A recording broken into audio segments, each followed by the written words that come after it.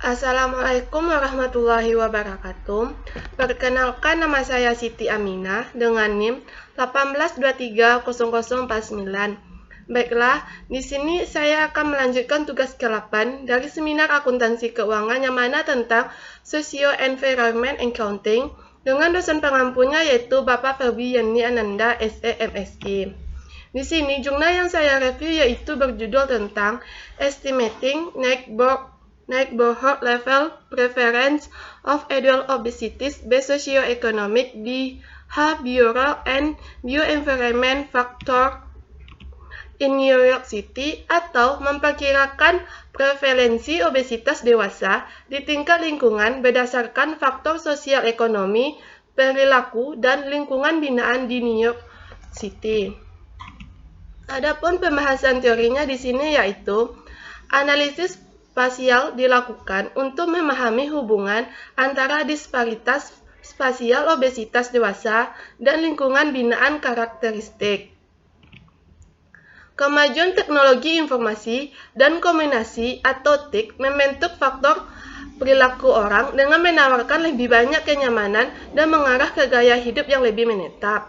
Popularitas makanan cepat saji dan perkembangan transportasi dan TIK mendorong orang untuk mengkonsumsi lebih banyak makanan cepat saji atau minuman manis dan mengurangi aktivitas fisik karena berjalan kaki setiap hari yang lebih pendek atau bersepeda jarak jauh membuat orang pada peningkatan risiko obesitas. Beberapa penelitian telah meneliti hubungan disparitas spasial pada obesitas dewasa dan disparitas spasial dalam karakteristik sosial ekonomi, perilaku, dan lingkungan binaan. Kami bertujuan untuk memeriksa sejauh mana karakteristik sosial ekonomi, perilaku, dan lingkungan binaan dapat berkontribusi terhadap disparitas spasial pada orang dewasa. Kegemukan dalam penelitian ini yang mana tujuan untuk memodelkan prevalensi obesitas dewasa atau POAO skala lokal sesuai dengan faktor ekonomi sosial ekonomi, perilaku, dan lingkungan binaan.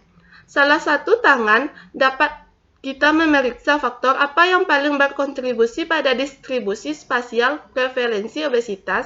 Di sisi lain, kita dapat membandingkan kontribusi karakteristik sosial ekonomi, perilaku, dan lingkungan binaan untuk membantu pembuat kebijakan memprioritaskan intervensi dan kebijakan kesehatan. Pembuat kebijakan perlu memprioritaskan intervensi dan kebijakan kesehatan untuk memaksimalkan hasil kesehatan karena anggaran dan sumber daya yang terbatas. Adapun kasus yang dibahas pada artikel ini yaitu untuk mengurangi obesitas masyarakat yang hanya memakan makanan cepat saji berdasarkan faktor sosial ekonomi, perilaku, dan lingkungan binaan di New York City dengan cara mengurangi POAO dengan lebih baik. Pemerintah daerah dan pembuat kebijakan harus memprioritaskan pengurangan paparan penduduk terhadap minuman manis dan makanan tidak sehat lainnya daripada meningkatkan lingkungan dan juga meningkatkan walkability lingkungan atau mengarahkan penduduk untuk mengkonsumsi lebih banyak makanan sehat seperti buah-buahan dan sayuran. Adapun objek penelitian ini berada di tempat makanan cepat saji yang ada di New York City.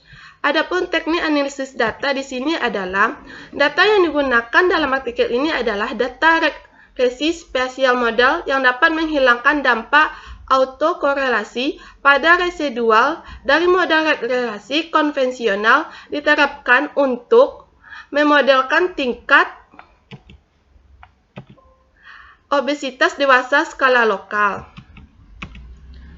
Adapun hasil dari penelitian ini yaitu menerapkan karena adanya autokorelasi spasial residual dalam model regresi non-spasial yang diperkirakan. Model regresi spasial berhasil dibuat untuk memodelkan tingkat obesitas dewasa skala lokal di seluruh New York City. Dibandingkan dengan faktor sosial ekonomi dan lingkungan binaan, faktor perilaku membuat signifikan secara statistik kontribusi untuk kesenjangan spasial dalam prevalensi obesitas dewasa atau POAO, terutama dua faktor perilaku konsumsi minuman manis dan konsumsi buah dan sayur. dapat menjelaskan lebih dari 70% varian PAO sesuai dengan RA seperempat 01323 tidak seperempat 59. Anehnya, prevalensi aktivitas fisik presentasi orang dewasa yang aktif secara fisik tidak signifikan secara statistik, kontribusi tidak bisa. Artikel ini menunjukkan bahwa hasilnya lebih lanjut menunjukkan bahwa pengurangan prevalensi obesitas dewasa dapat bermanfaat lebih banyak dari mengurangi asupan minuman manis daripada meningkatkan aktivitas fisik. Pemerintah dan kebijakan setempat disarankan untuk memprioritaskan pengurangan paparan penduduk terhadap minuman manis melalui pembatasan iklan atau meningkatkan pajak daripada meningkatkan lingkungan, walkability melalui perencanaan kota. Sekian yang dapat saya sampaikan. Jika ada kata-kata yang salah, saya mohon maaf. Saya akhirnya membaca. Wabillahi taufiq hidayah. Assalamualaikum warahmatullahi wabarakatuh.